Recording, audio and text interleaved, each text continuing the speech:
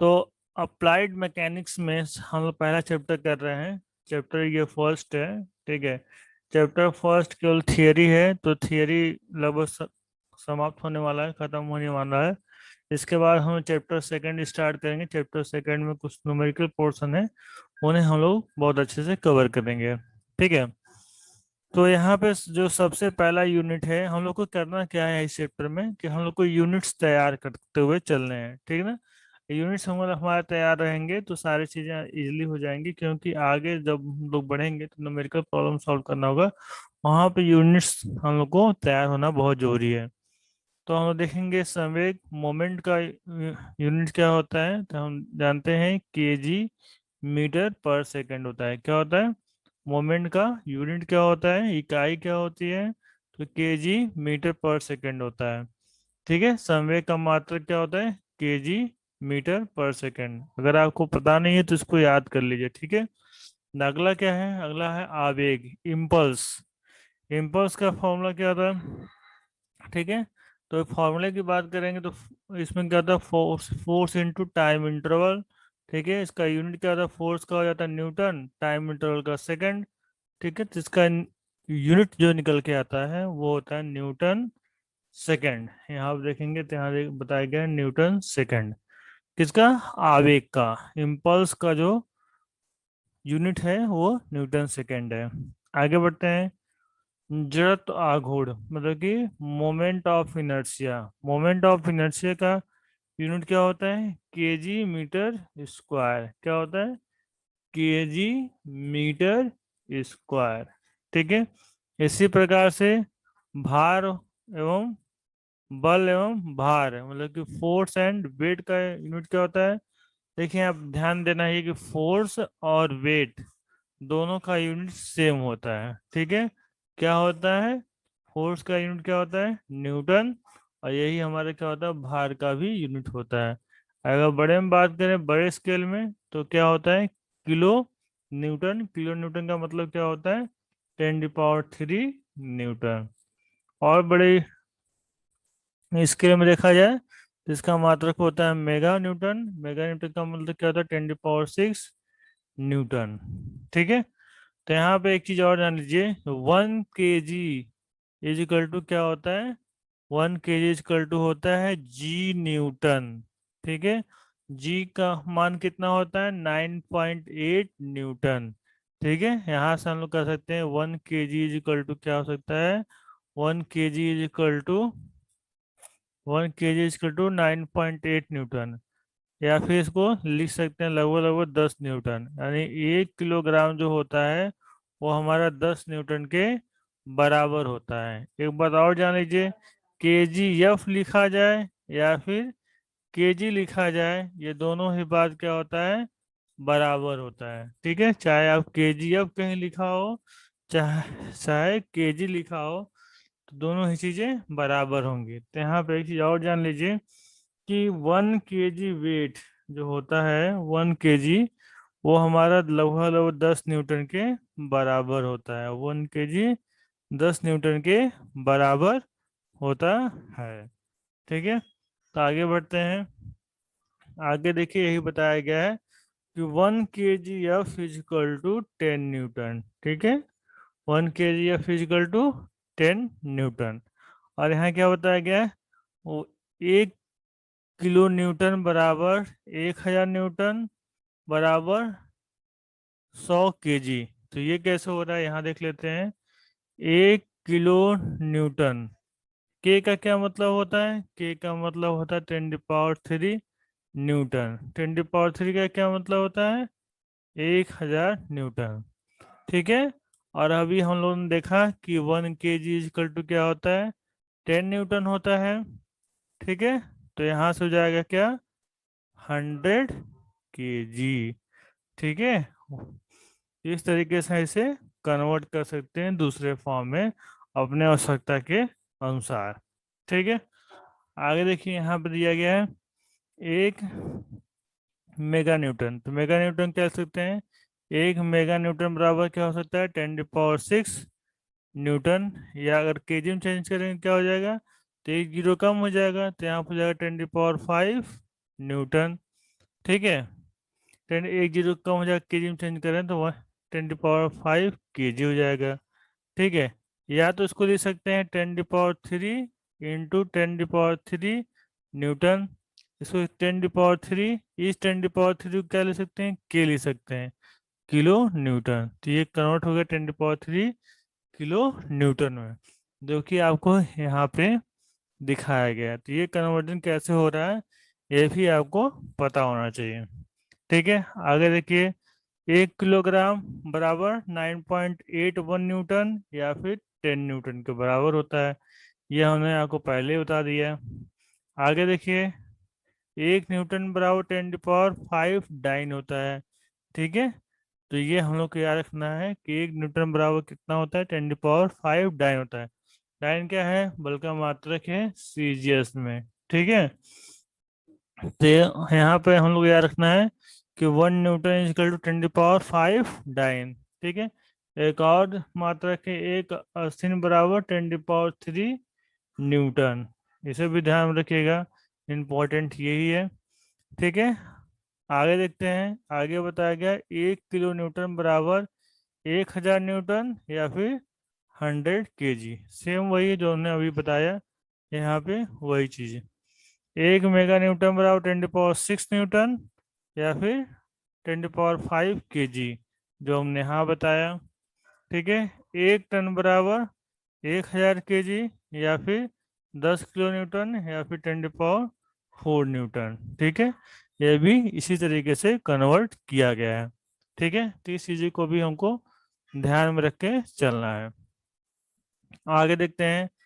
आगे देखिए, बल घूर्ण, नमन घूर्ण तथा मरोड़ घूर्ण का मात्रक जो बताना है यहाँ पे। Moment of force, bending moment and torque, क्या इनका यूनिट होगा, ये हम लोग को जानना है। ठीक है। तो यूनिट क्या है इसकी, इसका यूनिट है न्यूटन मीटर। ठीक है। क्योंकि हम लोग जानते हैं बल और घूर्ण क्या होता है, कि किसी पॉइंट पर अगर फोर्स लग रहा हो तो एक फोर्स इधर लग रही हो और एक फोर्स इधर लग रहा हो। ठीक है। और जो सेंटर सेंटर से डिस्टेंस, किनारे तक का डिस्टेंस अगर डी है, तो इसका फार्मूला निकल के आता है, फोर्स इंटू डिस्टेंस होता है। फोर्स का मात्रक क्या होता है, यूनिट न्यूटन होता है। और जो यहाँ पर डिस्टेंस है उसका मात्रक क्या होता है, मीटर होता है। तो इसका जो यूनिट निकल के आता है, तो moment of force, bending moment और टार्क का, वो क्या होता है, न्यूटन मीटर होता है। ठीक है। इस तरीके से हम लोग देखेंगे कि इसका मात्रा क्या है, न्यूटन मीटर। अगर बड़े स्केल में लेंगे तो ये क्या हो जाएगा, किलो न्यूटन मीटर। बस यहाँ पे किलो लग गया है, इसका मतलब 10⁵ न्यूटन मीटर। ठीक है। बड़े स्केल में बात की गई है। और आगे देखते हैं, आगे क्या है, कार्य एवं ऊर्जा, वर्क एंड एनर्जी। तो वर्क एनर्जी का दोनों का जो है यहाँ पे यूनिट जो है वो सेम है। वो यूनिट क्या है, वर्क का, वर्क होता है क्या है, work is equal to force into distance होता है। तो फोर्स का यूनिट क्या होता है, न्यूटन। डिस्टेंस का क्या होता है हमारा, डिस्टेंस का मीटर। ठीक है। दोनों को सम्मिलित रूप से क्या कहते हैं, जूल कहते हैं। ठीक है। तो यहाँ पे जूल, जूल बताया गया है, उसी को बड़े में क्या किया गया है, बड़े में बताया गया किलो जूल, या उसको को मेगा जूल। किलो का मतलब, किलो जूल का मतलब क्या है, 10⁻³ जूल। और मेगा का क्या मतलब है, 10⁻6 जूल। ठीक है। तो इस चीज को ध्यान में रख के चलना है, यूनिट्स हम लोग को याद कर लेना है। यूनिट्स अगर याद नहीं रहेंगे तो फिर बहुत दिक्कत होगा हम लोग को। ठीक है। आगे देखिए, यहाँ क्या बताया गया है, 1 kg (1 किलोग्राम मीटर) बराबर क्या होगा, 10 न्यूटन मीटर। क्यों, 1 kg मीटर, तो 1 kg क्या लिख सकते हैं, 10 न्यूटन लिख सकते हैं। तो 10 न्यूटन मीटर लिख दिए। ठीक है। या फिर न्यूटन मीटर को क्या लिख सकते हैं, जूल लिख सकते हैं, तो इसको लिख दिए 10 जूल लिख दिए। ठीक है। इस तरीके से इसका कन्वर्जन हो जाएगा। इसी प्रकार से एक और कन्वर्जन बताया है, 1 किलो कैलोरी बराबर 4.2 किलो जूल। ठीक है। तो इसे भी हम लोग को याद रखना है।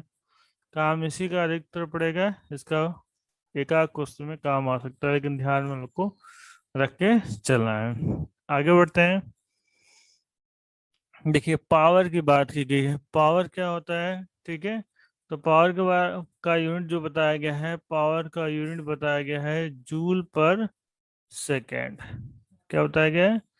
जूल पर सेकेंड। ठीक है। पावर इक्वल टू क्या होता है? Work by time. कार्य करने की दर को शक्ति कहते हैं। तो वर्क का जो यूनिट क्या है? जूल है। और टाइम का सेकेंड। इसलिए इसका मात्रक क्या निकल के आता है? जूल पर सेकेंड। ठीक है। इसलिए इसको बताया गया मात्रक। जूल पर सेकेंड को सम्मिलित रूप से हम लोग वाट भी कहते हैं। क्या कहते हैं? वाट भी कहते हैं। तो इस वाट को कैपिटल डब्ल्यू दिखाते हैं। क्या दिखाया गया है? जूल पर सेकेंड बराबर डब्ल्यू मतलब वाट। ठीक है। यानी शक्ति का जो मात्रक होता है वो क्या होता है? जूल प्रति सेकंड या फिर वाट होता है। इसके बड़े मात्रक देखेंगे तो ये होता है किलोवाट। किलोवाट का मतलब होता है 10 पावर 3 वाट। मेगावाट का क्या मतलब होता है? MW मतलब 10 पावर 6 वाट। ठीक है। तो इस तरीके से इसको तैयार करके रखना है। इसको एक और तरीके से लिख सकते हैं 10 पावर 3 किलो वाट। ठीक है। अब देखिए एक मीट्रिक अशक्ति मतलब एक हार्स पावर बराबर कितना होता है, तो वो बताया गया है यहाँ पे कि 735.5 वाट। ठीक है। इसी को अगर किलो में लिखना होता है तो 3 जीरो के बाद, 3 के बाद दशमलव लग जाएगा। तो 7355 किलो वाट हो जाएगा। ठीक है। तो इसका वैल्यू आपको याद रख के चलना है। ठीक है। ये सारे सारे आगे काम आएंगे। ठीक है। और फर्स्ट चैप्टर से थियरी पूछी जाती है, क्योंकि थियरी भी आपके सिलेबस में है। तो थियरी भी हम लोग को तैयार करते हुए चलना है इसमें। आगे बढ़ते हैं। अब आगे क्या है? आगे देखिए, आगे बात किया गया प्रेशर के बारे में। ठीक है। प्रेशर एंड स्ट्रेस के बारे में। तो प्रेशर क्या होता है? प्रेशर के बारे में हम लोग जानते हैं कि P is equal to force by area. ठीक है। क्या होता है? Force by area. ये फॉर्मूला होता है। फोर्स का मात्रक क्या होता है? बल का मात्रक न्यूटन, एरिया का मीटर स्क्वायर होता है। ठीक है। स्ट्रेस सेम यही होता है। बस ये होता है फोर्स हम लोग ऊपर से लगाते हैं। ठीक है। जो प्रेशर होता है, और जस्ट अपोजिट जो बल लगता है ऑब्जेक्ट के अंदर से, वो क्या होता है? प्रतिक्रिया होती है, स्ट्रेस होता है। दोनों का फॉर्मूला सेम होता है, दोनों का यूनिट भी सेम होता है। तो यहाँ देखेंगे इसका यूनिट बताया गया है न्यूटन पर मीटर स्क्वायर। इसको बड़ी स्केल में लिया गया है तो kilo Newton per metre square. इसको लिख सकते हैं 10 power 3 Newton per metre square. इसको और बड़ी स्केल में लिया गया है तो mega Newton per metre square, 10 power 6 Newton per metre square. ठीक है। अगर जो लंबाई हम लोग मीटर में ले रहे थे, मीटर में लेकर मिलीमीटर में लिया जाए, तब पर यूनिट क्या हो जाएगा? न्यूटन पर मिलीमीटर स्क्वायर। ठीक है। तो आपको यूनिट समझ में आ गया होगा किस तरीके से ये हो रहा है। लेकिन एक चीज और जाननी है यहाँ पे, जो न्यूटन पर मीटर स्क्वायर है, ये न्यूटन पर मीटर स्क्वायर, इसको यहाँ पे सम्मिलित रूप से हम लोग पास्कल कहते हैं। क्या कहते हैं? पास्कल कहते हैं। इसे दिखाते हैं कैपिटल P स्मॉल a से। ठीक है। जो कि से एक साइंटिस्ट का नाम है, जिन्होंने इस पे अध्ययन किया था, प्रेशर पे। ठीक ना। तो यहाँ पे लिख सकते हैं क्या कि one pressure is 1 newton per metre square is equal to 1 pascal. ठीक है। यानी कि 1 newton per metre square is equal to 1 pascal. ठीक है। इसको 1 पास्कल कहते हैं। इस तरीके से इसे हम कन्वर्ट कर सकते हैं। देखें, अगर यहाँ पे लिखा है 1 किलो पास्कल, का मतलब क्या होता है?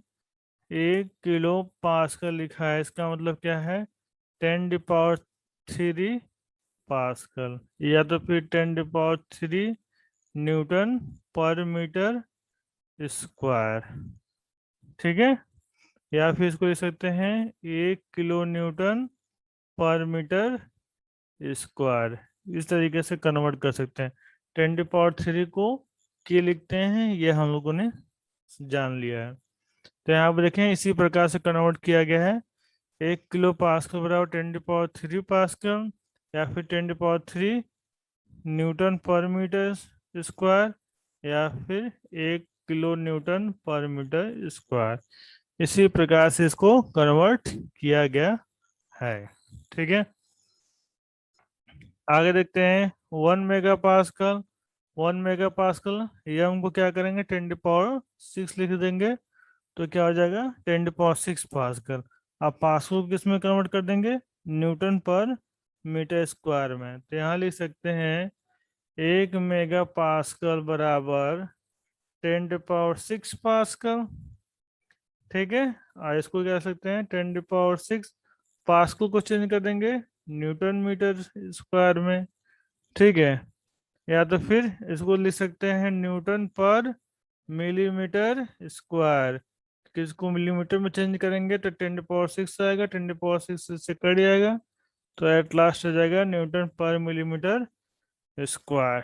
ठीक है, तो इस तरीके से भी कन्वर्ट कर सकते हैं। अब आ गया 1 गीगा पास्कल। तो गीगा का मतलब क्या होता है 10⁻9। ठीक है, तो 1 गीगा पास्कल बराबर क्या लिख सकते हैं, 1 गीगा पास्कल बराबर लिख सकते हैं 10⁻9 पास्कल, या फिर लिख सकते हैं 10⁻9 न्यूटन पर मीटर स्क्वायर, या लिख सकते हैं 10⁻6 किलो न्यूटन मीटर स्क्वायर। अगर मिलीमीटर में चेंज कर देंगे 10⁻³ न्यूटन पर मिलीमीटर स्क्वायर, क्योंकि यहाँ पर 10⁻6 आएगा, 10⁻6 कट जाएगा तो बचेगा 10⁻³ न्यूटन पर मिलीमीटर स्क्वायर। ठीक है, तो अगर ये सब चीज़ें आपको समझ में आए तो बहुत अच्छी बात है। अगर नहीं समझ में आ रही है तो आप कमेंट करके बताइएगा, इसे और भी इजी वे में हम आपको समझाने की कोशिश करेंगे। ठीक है, तो आगे बढ़ते हैं। तो आगे हमारे पास है प्रत्यास्था मापांक। ठीक है, इलास्टिक मॉड्यूल। इलास्टिक मॉड्यूल क्या है, तो ये कई टाइप्स के होते हैं, जैसे ई से प्रेजेंट करते हैं, जी से और के से इसको प्रेजेंट करते हैं, लेकिन सबका यूनिट यहाँ पे एट लास्ट सेम आता है।